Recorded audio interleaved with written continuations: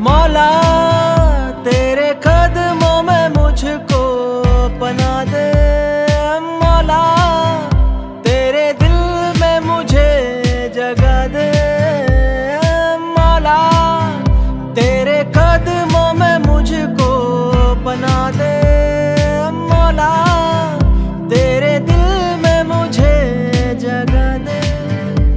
तेरी दासी हूँ, तेरी दासी हूँ, तेरी दासी हूँ मैं। आता जसं की विंटर सेशन चालू झालेलं आहे आणि यामध्ये लोक अनेक ठिकाणी फिरायला वगैरे जातात आणि स्पेशली बाहेर खूप लांबचा प्रवास करायचा असेल तर विमानाचाच प्रवास करतात. आणि आता बेळगाव जे एअरपोर्ट आहे, बेळगावचे जे एअरपोर्ट या ठिकाणी जी बेलगाम टू बेंगलोर जी फ्लाईट आहे ती दिवसातून एकच टाईम आहे आणि त्यामुळे प्रवाशांना यामध्ये त्रास सहन करावा लागत आहे, कारण त्यांना हुबळी एअरपोर्टवर जावं लागत आहे, कारण त्या ठिकाणी दिवसातून 3 फ्लाईट्स आहेत आणि त्यामुळे बेळगावातील जे प्रवास करतात त्या प्रवाशांना बेळगावहून हुबळीला, तर हुबळीतून नंतर बेंगलोरला फ्लाईट पकडून जावं लागत आहे. तर याबद्दल आम्ही आता बेळगाव एअरपोर्टचे डायरेक्टर राजेश कुमार मौर्य यांच्याशी संवाद साधूया की Belgaum to Bangalore airport, Belgaum to Bangalore ही फ्लाईट त्यांनी आणि पुन्हा वेगळ्या पद्धतीनं सकाळचं मॉर्निंगची सुविधा त्यांनी करणार आहेत. त्यांचे नेक्स्ट प्लॅन काय आहेत याबद्दल आम्ही जाणून घेऊया. जैसा कि आपको पता है कि बेंगलोर फ़्लाइट मॉर्निंग में फ़्लाइट्स थी पहले, और क्योंकि लोड उनको नहीं मिल रहा था, मॉर्निंग फ़्लाइट होने की वजह से बेंगलोर में जो भी पैसेंजर हैं उनको बहुत अर्ली मॉर्निंग निकलना पड़ रहा था, तो लोड इतना नहीं था, तो उस वजह से भी एयरलाइंस उतने कंफर्टेबल नहीं थे. तो मैंने उनको बोला था कि आप इसको फ़्लाइट को थोड़ा सा आगे लें, यानी बेलगाम में जब फ़्लाइट आए तो करीब 9:30 आए या 10 बजे आए, जिससे कि कंफर्टेबल हो, बेंगलोर से भी लोग कंफर्टेबली आ सकें. तो उन्होंने हमें एयरलाइंस ने कहा कि विंटर सेशन में इसको हम लेंगे. विंटर सेशन हमारा जो होता है वो 1 नवंबर से होता है, तो हमसे उनसे बात चल रही है कि भाई आप इसको अर्ली से अर्ली स्टार्ट करें, रिज्यूम करें फ़्लाइट को, क्योंकि अभी विंटर सेशन भी चालू होने वाला है दिसंबर में, जिसमें हमें ऑनरेबल मिनिस्टर्स हमारे हैं, हमारे लीडर्स हैं, पॉलिटिकल लीडर्स हैं, प्लस डिस्ट्रिक्ट स्टेट गवर्नमेंट के बहुत से ऑफिशियल्स हैं, उनको भी हेल्पफुल मिलेगा. अभी फ़्लाइट हमारे पास एक ही है, इंडिगो की फ़्लाइट है जो यहाँ पे 3 बजे के आसपास आती है और 3:20 पे यहाँ पे जाती है. तो एक फ़्लाइट हमें मॉर्निंग में इसकी ज़रूरत है हमारे लिए, तो हम इस पे निरंतर हम इस पे बात कर रहे हैं और हमारी अपडेट उनको कर रहे हैं कि बहुत से लोगों को यहाँ ज़रूरत पड़ रही है, जो बिज़नेसमैन हैं, जो हमारे ऑनरेबल मिनिस्टर्स हैं, रिप्रेजेंटेटिव हैं, पॉलिटिकल लीडर्स हैं, प्लस और भी लोग जो हैं जो बेंगलोर जाते आते रहते हैं अपने पर्पज़ से, उससे उनको मिल रहा है. तो यहाँ नहीं होने की वजह से फिर लोगों को दूसरे आजू बाजू के जो एयरपोर्ट्स हैं वहाँ जाना पड़ रहा है. तो हमारी बात चल रही है स्पाइस जेट से, उनको कहा जा रहा है कि इसको रिज्यूम करें. सर, तो मतलब अभी कब तक डिसीजंस होगा, कब तक अवेलेबल होंगे फ़्लाइट्स अभी एक्स्ट्रा बेलगाम टू बेंगलोर? अभी ऐसा कुछ हमें टेंटेटिव डेट नहीं मिली, लेकिन मुझे लगता है कि जल्दी ही वो रिज्यूम करेंगे, क्योंकि हम उससे डेली हमारी लगभग उनसे बात हो रही है कि भाई आप रिज्यूम करिए, काफ़ी ज़्यादा पैसेंजर्स को इनकन्वीनियंस हो. और सर अभी कोई न्यू लोकेशन, न्यू फ्लाइट्स, उसके बारे में कुछ? हाँ, अभी तक तो ऐसा कोई नहीं है, लेकिन हमने कई सारे सेक्टर्स हमने इनको दिए हैं कि यहाँ पे काफ़ी डिमांड आ रही है. जैसे चेन्नई की डिमांड यहाँ पे है, काफ़ी है, चेन्नई है, मैंगलुरु है, और भी हम सेक्टर्स हमने उनको दिए हैं और उसको कंसीडर कर रहे हैं. तो देखते हैं कि अभी कौन से और सेक्टर हम चालू कर सकते हैं, लेकिन हमारा कंटिन्यूस हमारा एफर्ट है कि और भी सेक्टर हम नए चालू करें. सर, हुबली से कंपेयर करें, हुबली एयरपोर्ट से, तो हमारा बेलगाम का ट्रैफिक ज़्यादा है उस हिसाब से, लेकिन हुबली में 3 टाइम्स फ़्लाइट्स है और बेलगाम में 1 टाइम सिर्फ दोपहर को, ऐसा क्यों है सर? अब इसके लिए तो ऐसा कुछ नहीं कह सकते हैं कि एयरलाइंस हैं वहाँ पे वो चला रहे हैं, बहुत से एयरलाइंस हैं, यहाँ से बहुत से सेक्टर चल रहे हैं, तो ये कोई उसको रिज्यूम करेंगे. इसका मतलब कोई ऐसा वो नहीं है कि कोई रीज़न नहीं है कि यहाँ भी रिज्यूम करेंगे, वो लोग फ़्लाइट्स रिज्यूम करेंगे. और भी एयरलाइंस जो हैं यहाँ पे हैं, जो वो भी नए सेक्टर ओपन करने के लिए इंटरेस्टेड है, तो उसको भी करेंगे. तो सर टैक्सी फैसिलिटीज़ नहीं है पैसेंजर्स को आने के लिए, मतलब बसेस फैसिलिटीज़ भी नहीं है, तो ये क्या स्टार्ट होने वाले हैं?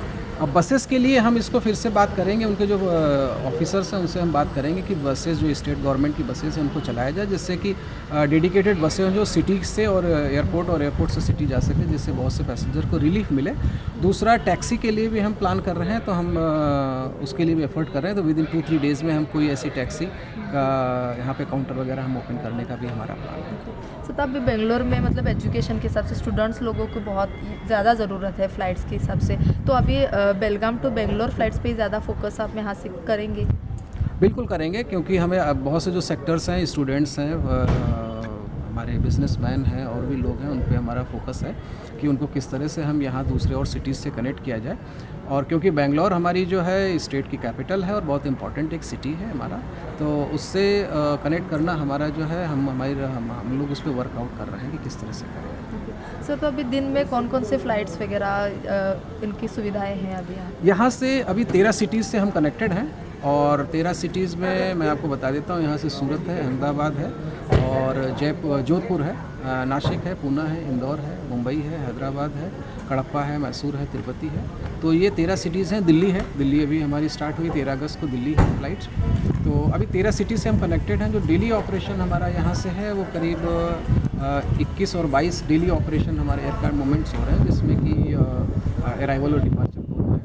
अगर ऑन एन एवरेज पैसेंजर देखें तो यहाँ से इस एयरपोर्ट से 1200 के आसपास पैसेंजर डेली यहाँ से मूव हो रहा है, जिसमें अराइवल और डिपार्चर दोनों पैसेंजर शामिल हैं। सर, तो अभी जो दोपहर को जो बेंगलोर को फ्लाइट्स जाती है उसमें ज़्यादातर स्टूडेंट्स लोग रहते हैं या नॉर्मली आने जाने वाले ऐसे लोगों का ज़्यादा आपको दिखता है परसेंटेज? मिक्स क्राउड है उसमें, खाली हम स्टूडेंट भी नहीं हैं, स्टूडेंट्स भी हैं, आर्मी के भी लोग हैं, क्योंकि बहुत से लोग जो अदर डेज़ में दिल्ली ट्रैवल कर रहे हैं वो वाया बेंगलोर भी ट्रैवल करते हैं। स्टूडेंट्स हैं, बिजनेसमैन हैं, हमारे पॉलिटिकल लीडर्स हैं, और भी लोग हैं, हमारे गवर्नमेंट ऑफिशियल्स हैं जो डिस्ट्रिक्ट एडमिनिस्ट्रेशन के हैं, स्टेट गवर्नमेंट के हैं। तो एक मिक्स क्राउड उसमें जा रहा है। तो सर, न्यू प्लानिंग क्या है फ्यूचर के हिसाब से? अभी चेंजेस क्या होंगे, जैसे कि अदर एयरपोर्ट्स में वगैरह है, इंटरनेशनल एयरपोर्ट्स में वगैरह होते हैं, तो यहाँ पे बेलगाम में के लिए न्यू क्या प्लानिंग हो रही है? देखिए, न्यू प्लानिंग तो यही है कि और भी हम सेक्टर्स ओपन करें, और दिल्ली के लिए अगर हमें रिस्पांस बहुत अच्छा मिल रहा है, करीब 149 सीटर एयरक्राफ्ट है, जिसमें कि 145, 130, 137 इस तरह का पैसेंजर है। अगर रिस्पांस इसी तरह रहा तो इसको 3 से 4 दिन भी हम करने का एयरलाइंस प्लान करेगा। और भी सेक्टर को हम ऐड कर रहे हैं, और अभी जोधपुर, जयपुर और नागपुर भी स्टार एयर को स्टार्ट करना है, तो वो भी, उस पर भी बात चल रही है कि उस पर भी वो लोग शायद नेक्स्ट मंथ इसको दिसंबर में कुछ न्यूज़ दे सकते हैं कि जयपुर के लिए या नागपुर के लिए दे सकते हैं। और जैसा कि पता है कि यहाँ फ्लाइंग ट्रेनिंग ऑर्गेनाइजेशन FTOs भी आ रहे हैं, 2 FTOs आ रहे हैं, तो बहुत ही जल्दी यहाँ से जो स्टूडेंट्स हैं, यहाँ से जो लोग हैं, वो फ्लाइंग ट्रेनिंग ले सकते हैं। Today, Belagavi Airport is the third busiest airport in Karnataka, and when you compare only domestic routes, I think Belagavi will be the second busiest airport in Karnataka. In the last few months, we had, I think, 3 flights operating from Belagavi to Bangalore, but due to some circumstances, today we have only 1 flight operating from Belagavi to Bangalore, and that too it's in in the afternoon. This has caused a lot of inconvenience for people flying in and flying out of Belagavi to Bangalore. And since there's only 1 flight, the flight rates have also gone up, and people are forced to end up spending more. And also, when they have to travel, and when this particular flight goes full almost, I think, every day, so they are forced to go to Hubli and catch a flight. Going to Hubli, catching a flight from there, since Hubli has 3 flights, so and most of the passengers in these 3 flights that we have observed are basically people traveling from Belgaum. So basically, a lot of people from Belgaum are using this particular service from Hubli to Bangalore, and they are forced to go through a lot of inconvenience, because they have to travel from here and cross through the Dharwad bypass, which is again unsafe, and then the ticket rates, they are also going higher, and I have seen there is, due to some technical reason, there is delay in most of the flights, and our people are forced to spend more money. And then also that I have noticed is the taxis in Hubli airport, they are actually looting our people. They come up with very whimsical rates, very high rates where people can't afford. So it's almost same to the flight ticket price. So I request everyone. I request everyone to demand for a second flight from Belgavi to Bangalore, preferably in the morning time, so that it is convenient for people to go to Bangalore and start their work, or even people coming from Bangalore back to Belgaum can come in the morning. And I'm sure even this second flight will also go full, and I see there's a lot of demand, but due to lack of political intent, our public representatives are least bothered about these things.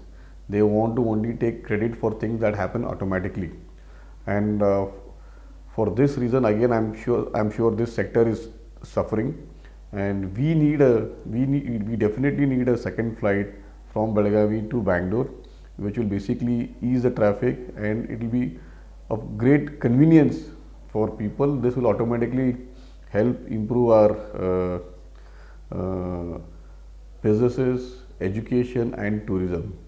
So I request everyone to please, for this purpose, we have started a online campaign with the hashtag second IXG-BLR flight demand.